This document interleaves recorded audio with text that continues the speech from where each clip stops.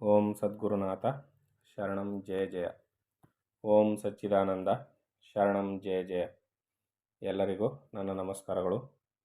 ಯೋಗ ವಾಸಿಷ್ಠದಲ್ಲಿ ಜ್ಞಾನಯೋಗ ತರಂಗಿಣಿ ನಿರ್ಯಾಣ ಪ್ರಕರಣ ಚತುರ್ಥ ತರಂಗ.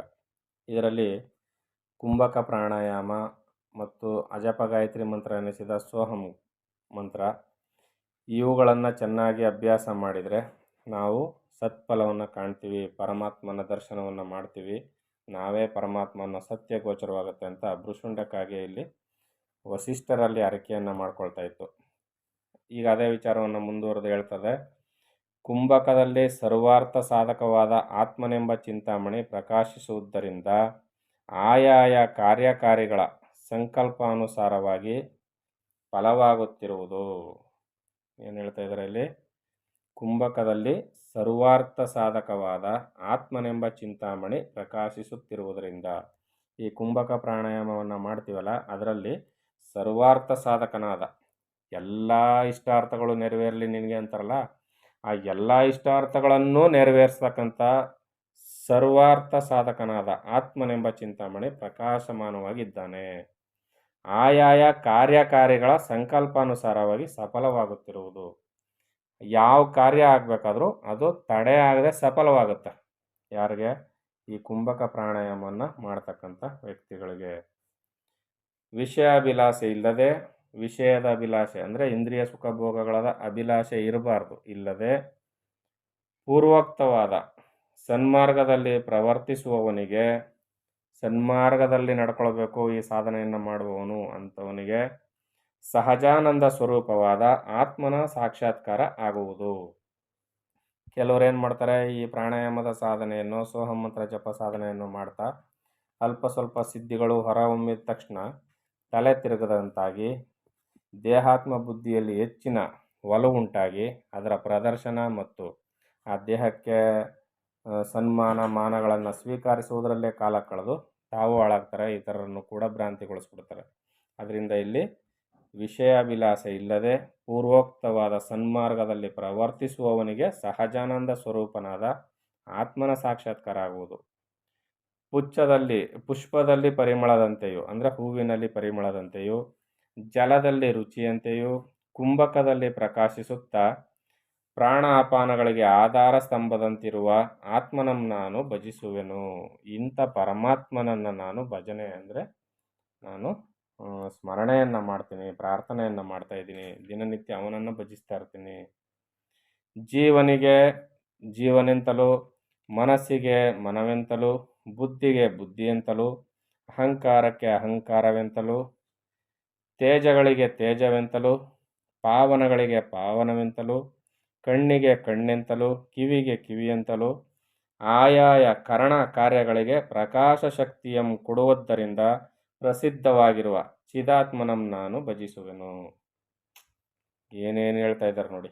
ಪರಮಾತ್ಮ ಎಲ್ಲೆಲ್ಲಿ ನಾವು ಯಾವ್ಯಾವ ರೂಪದಲ್ಲಿ ಪರಮಾತ್ಮನನ್ನು ಗುರುತಿಸ್ಬೋದು, ನೋಡ್ಬೋದು ಅನ್ನೋದಕ್ಕೆ ನೋಡಿ ಇಂಥ ಉದಾಹರಣೆಗಳನ್ನ ನಾವು ನೋಡಬೇಕು. ಏನು ಹೇಳ್ತಾ ಇದ್ದಾರೆ? ಜೀವನಿಗೆ ಜೀವನೆಂತಲೂ ಕರೆಸ್ಕೊಳ್ಳೋದು ಪರಮಾತ್ಮ, ಮನಸ್ಸಿಗೆ ಮನಸ್ಸೆಂತಲೂ. ಅದಕ್ಕೆ ಮನವ ಜರಿಯಬೇಡಣ್ಣ, ನಿನ್ನ ಮನವ ನೀನು ಅರಿತಾರೆ ನೀನೇ ಮುಕ್ಕಣ್ಣ ಅಂತ ಒಂದು ತತ್ವ ಇದೆ. ಅದರಿಂದ ಮನಸ್ಸಿಗೆ ಮನಸ್ಸೆಂತಲೂ, ಬುದ್ಧಿಗೆ ಬುದ್ಧಿಯೆಂತಲೂ, ಅಹಂಕಾರಕ್ಕೆ ಅಹಂಕಾರವೆಂತಲೂ, ತೇಜಗಳಿಗೆ ತೇಜನೆಂತಲೂ, ಪಾವನಗಳಿಗೆ ಪಾವನವೆಂತಲೂ, ಕಣ್ಣಿಗೆ ಕಣ್ಣೆಂತಲೂ, ಕಿವಿಗೆ ಕಿವಿಯೆಂತಲೂ, ಆಯಾಯ ಕಾರಣ ಕಾರ್ಯಗಳಿಗೆ ಪ್ರಕಾಶ ಶಕ್ತಿಯಂ ಕೊಡುವುದರಿಂದ ಪ್ರಸಿದ್ಧವಾಗಿರುವ ಚಿದಾತ್ಮನಂ ನಾನು ಭಜಿಸುವೆನು. ನಾನು ಭಜಿಸ್ತಾ ಇದ್ದೀನಿ ಈ ರೀತಿಯಲ್ಲಿ ಅಂತ ಹೇಳ್ತಾ ಇದ್ದಾರೆ. ಎಲ್ಲಿ ಸರ್ವವು ಲಯಿಸುವುದು, ಸರ್ವವು ಎಲ್ಲಿ ಲಯಿಸ್ತದೆ? ಸರ್ವವು ಲಯಿಸೋದು ಪರಮಾತ್ಮನಲ್ಲಿಯೇ. ಸರ್ವವು ಎಲ್ಲಿ ಸೃಜಿಸ್ತದೆ, ಎಲ್ಲಿ ಹುಟ್ಟುತ್ತದೆ? ಎಲ್ಲವೂ ಅಲ್ಲಿಯೇ. ಎಲ್ಲಿಂದ ಸರ್ವವು ಉದಿಸುವುದೋ, ಯಾವುದು ಸರ್ವ ರೂಪವಾಗಿರುವುದು, ಎಲ್ಲ ರೂಪವು ತಾನಂತೆ, ಶಿವ ತಾನೆಲ್ಲೆಲ್ಲೂ ತುಂಬಿರುವನಂತೆ, ಅಲ್ಲಲ್ಲರಸುತ ಗುಡಿಗಳ ತಿರುಗುವ ಕಳ್ಳರ ಕಣ್ಣಿಗೆ ಕಲ್ಲಂತೆ.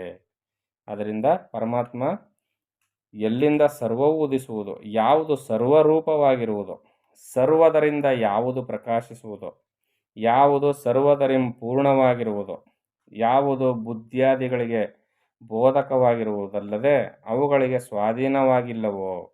ಬುದ್ಧಿಗೆ ಬೋಧನೆಯನ್ನು ಉಂಟು ಮಾಡತಕ್ಕಂಥದ್ದು ಪರಮಾತ್ಮನೇ, ಆದರೆ ಬುದ್ಧಿಯ ಹಿಡಿತಕ್ಕೆ ಒಳಪಟ್ಟಿಲ್ಲ ಪರಮಾತ್ಮ. ಯಾಕೆ?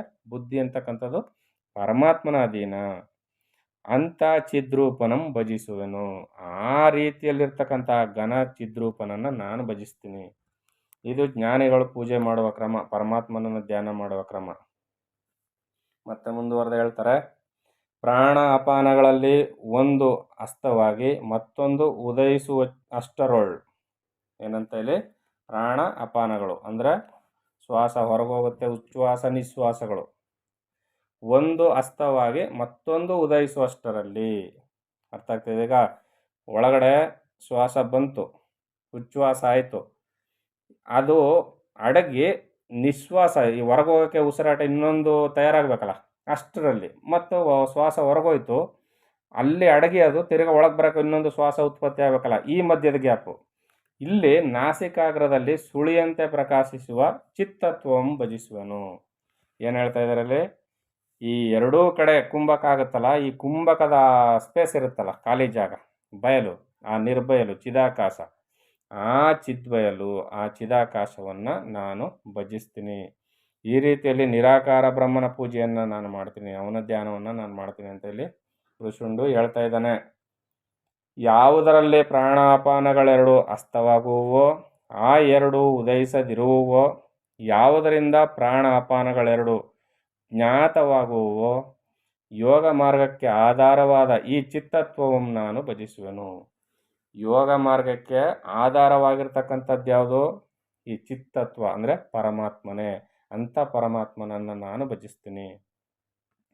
ಪ್ರಾಣ ಅಪಾನ ರೂಪದಿಂದ ಯಾವುದು ಪರಿಚಿನ್ನವಾಗಿ ಪ್ರಾಣಾಪಾನ ರೂಪವಾದ ರಥವನ್ನೇರಿ ಪ್ರಾಣ ಅಪಾನ ಶಕ್ತಿಗಳಿಗೂ ಶಕ್ತಿಯಾಗಿ ಪ್ರಕಾಶಿಸುವುದೋ ಅಂಥ ಚಿತ್ತತ್ವವನ್ನು ನಾನು ಭಜಿಸುವೆನು. ಹೃದಯ ಬಾಹ್ಯ ದ್ವಾದಶಾಂತಗಳಲ್ಲಿ ಪ್ರಾಣಾಪಾನ ಕುಂಭಕ ಭಾವದಿಂದಿರುತ್ತಾ ರೇಚಕ ಪೂರಕ ರೂಪದಿಂದ ಪ್ರಕಾಶಿಸುವ ಆತ್ಮನಂ ನಾನು ಭಜಿಸುವೆನು. ಪ್ರಾಣಾಪಾನ ನಿಷ್ಠನಾದ ಚಲನ ಶಕ್ತಿಗಳಿಗೆ ಸತ್ತಾ ಸ್ವರೂಪನಾಗಿ ಪ್ರಾಣಾಪಾನ ವಿಚಾರದಿಂದ ತಿಳಿಯಲು ಯೋಗ್ಯನಾಗಿ ಜ್ಞಾನ ಮಾತ್ರ ಸ್ವರೂಪನಾದ ಪರಮಾತ್ಮನಂ ನಾನು ಭಜಿಸುವೆನು. ನೋಡಿ ಏನೆಲ್ಲ ರೂಪದಿಂದ ಅವರು ಭಜಿಸ್ತಾರೆ. ಇಂದ್ರಿಯ ವಿಷಯಗಳಿಗೆ ಸಂಯೋಗಕರಣವಾದ ಪ್ರಾಣಚಲನ ರೂಪದಿಂ ವಿಷಯಾನಂದ ಜನಕವಾಗಿ ಸಕಲ ಕಾರಣಗಳಿಗೂ ಕಾರಣನಾದ ಚಿದ್ರೂಪನಂ ನಾನು ಭಜಿಸುವೆನು. ಇದೆಲ್ಲ ನಿಮಗೆಲ್ಲ ಸ್ಪಷ್ಟವಾಗಿ ಅರ್ಥ ಆಗ್ತಿರೋದ್ರಿಂದ ಹೆಚ್ಚಿನ ವಿವರಣೆ ಏನು ಕೊಡೋಕೆ ಹೋಗೋದಿಲ್ಲ, ಅರ್ಥ ಮಾಡ್ಕೊಳ್ಳಿ, ಇಲ್ಲಾಂದರೆ ಗ್ರಂಥ ಮುಂದೆ ಸಾಗೋದಿಲ್ಲ. ಸಕಲ ಕಲ್ಪನಾ ಸಮೂಹದಿಂ ಪೂರ್ಣವಾಗಿದ್ದಾಗ್ಯೂ ಕಲ್ಪನೆಗಳು ತನಗೆ ಅಭಿನ್ನವಾದ್ದರಿಂದ ನಿಷ್ಕಳಂಕವಾಗಿ ಸಮಸ್ತ ದೇವತೆಗಳಿಗೂ ಪೂಜ್ಯನಾಗಿ ನಿಜಾನಂದ ಸಾಮ್ರಾಜ್ಯ ಅನುಭವಕ್ಕೆ ಮುಖ್ಯ ಸ್ಥಾನವಾದ ಆ ಪರಮ ಪದವಂ ನಾನು ಶರಣು ಹೊಂದುವೆನು. ನೋಡಿ ಯಾವ ದೇವರನ್ನು ಪೂಜೆ ಮಾಡಬೇಕಿಲ್ಲಿ? ಎಲ್ಲದಕ್ಕೂ ಆಧಾರಭೂತನಾಗಿರ್ತಕ್ಕಂಥವನು, ಎಲ್ಲ ಕಲ್ಪನೆಗಳು ತನ್ನೊಳಗೆ ಅಡಕವಾಗಿ ಪರಿಪೂರ್ಣವಾಗಿದ್ದರೂ ಅದಕ್ಕೆ ಅಭಿನ್ನವಾಗಿರ್ತಕ್ಕಂಥ ಪರಮಾತ್ಮ, ನಿಷ್ಕಳಂಕವಾಗಿರ್ತಕ್ಕಂಥ ಸಮಸ್ತ ದೇವತೆಗಳಿಗೂ ಪೂಜ್ಯನಾಗಿರ್ತಕ್ಕಂಥ ಆ ನಿಜಾನಂದ ಸಾಮ್ರಾಜ್ಯ ಅನುಭವಕ್ಕೆ ಮುಖ್ಯಸ್ಥನಾದ ಆ ಪರಮ ಪದವಂ ನಾನು ಶರಣು ಹೊಂದುವೆನು. ಈ ಪರಿಯಾದ ಪ್ರಾಣ ಸಮಾಧಿಯ ಕ್ರಮದಿಂದ ಆತ್ಮನಲ್ಲೇ ನನ್ನ ಚಿತ್ತವು ವಿಶ್ರಾಂತವಾಗಿರುವುದು. ಇಷ್ಟು ರೀತಿಯಲ್ಲಿ ನಾನು ಸಮಾಧಿ ಸ್ಥಿತಿಯನ್ನು ಅನುಭವಿಸಿದ್ದೀನಿ, ಈ ರೀತಿಯಲ್ಲಿ ನಾನು ಚಿರಂಜೀವಿತ್ವವನ್ನು ಪಡ್ಕೊಂಡಿದ್ದೀನಿ, ಸಮಾಧಾನ ಚಿತ್ತನಾಗಿ ನಾನು ವಿಶ್ರಾಂತಿಯನ್ನು ಪಡಿತಾ ಇದ್ದೀನಿ. ನಾವೇನು ಮಾಡ್ತಾಯಿದ್ದೀವಿ? ವಿಶ್ರಾಂತಿಗೆ ಹೊರಗಿನ ಸುಖವನ್ನು ಅರಸಿ ಶಾಂತಿಯನ್ನು ಕಳ್ಕೊಂಡು ಹುಚ್ಚರಂತಾಗಿ ಹೋಗಿದ್ದೀವಿ. ಈಗ ನಮ್ಮ ಮನಸ್ಥಿತಿ ಹಿಂಗಿರೋದ್ರಿಂದ ನಮಗೆ ಸುಖದ ನೆಲೆ ಸಿಗ್ತಾ ಇಲ್ಲ. ಅದರಿಂದ ಯೋಗಿಗಳು, ಜ್ಞಾನಿಗಳು, ಚಿರಂಜೀವಿಗಳು ಹೇಳ್ತಕ್ಕಂಥ ಈ ಮಾತುಗಳನ್ನು ನಾವು ಸ್ವಲ್ಪ ಗಮನಿಸಿ ನೋಡಿದ್ದೆ ಆದರೆ ನಾವು ಕೂಡ ನಿಜವಾದ ವಿಶ್ರಾಂತಿಯನ್ನು ಪಡಿಬಹುದು.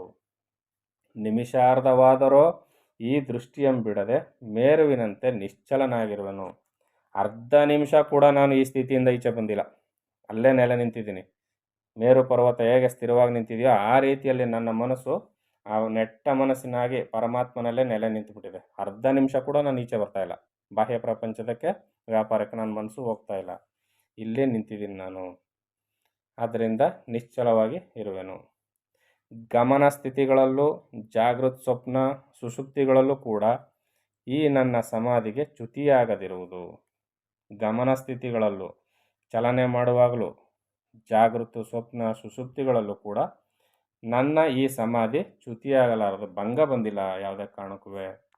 ಇಷ್ಟ ಅನಿಷ್ಟ ಸ್ವರೂಪನಾಗಿ ಚಂಚಲವಾಗಿರುವ ಜಗತ್ತಿನ ಸ್ಥಿತಿಗಳೊಳ್ ನಡೆಯುತ್ತಿರುವ ನಾನು ಆತ್ಮಲಾಭಾಸಕ್ತವಾದ ಬುದ್ಧಿಯಿಂದ ಅಂತರ್ದೃಷ್ಟಿಯಾಗಿ ನನ್ನಲ್ಲೇ ನಿಂತಿರುವೆನು. ಈ ರೀತಿ ನಾನು ನಿಂತಿದ್ದೀನಿ. ಅಷ್ಟೇ ಅಲ್ಲದೆ ಆತ್ಮಲಾಭಾಸಕ್ತನಾದ ಬುದ್ಧಿಯಿಂದ ಅಂತರ್ದೃಷ್ಟಿಯಾಗಿ ನನ್ನಲ್ಲೇ ನಿಂತಿರುವೆನು. ನಿತ್ಯ ಚಂಚಲವಾದ ವಾಯು ಜಲಗತಿಯು ನಿಂತಾಗ್ಯೂ ಈ ಸಮಾಧಿಯನ್ನು ನಾನು ಬಿಡದೆ ಇರುವೆನು. ಈ ರೀತಿಯಲ್ಲಿ ನಾನು ನನ್ನ ಸ್ಥಿತಿಯಲ್ಲಿ ನೆಲೆ ನಿಂತಿದ್ದರಿಂದ ನಾನು ಚಿರಂಜೀವಿಯಾಗಿ ಇಷ್ಟು ವರ್ಷಗಳ ಕಾಲ ಶಾಂತವಾಗಿ ಸುಖವಾಗಿ ಬದುಕಿದ್ದೀನಿ ಗುರುಗಳೇ ಅಂತ ವಸಿಷ್ಠರಲ್ಲಿ ಹರಕೆ ಮಾಡ್ಕೊಳ್ತಾ ಇದ್ದ ಭೃಷಂಡುಕಾಗೆ. ಇನ್ನೂ ಇದೇ ವಿಚಾರ ಮುಂದುವರಿತದೆ. ಅದನ್ನು ಮುಂದಿನ ಆಡಿಯೋದಲ್ಲಿ ತಿಳಿಸ್ಕೊಡ್ತೀನಿ. ಎಲ್ಲರಿಗೂ ಒಳ್ಳೆಯದಾಗಲಿ. ಓಂ ಸದ್ಗುರುನಾಥ ಶರಣಂ ಜಯ ಜಯ. ಓಂ ಸಚ್ಚಿದಾನಂದ ಶರಣಂ ಜಯ ಜಯ. ಹರಿ ಓಂ ತತ್ಸತ್. ಹರಿ ಓಂ ತತ್ಸತ್. ಹರಿ ಓಂ ತತ್ಸತ್.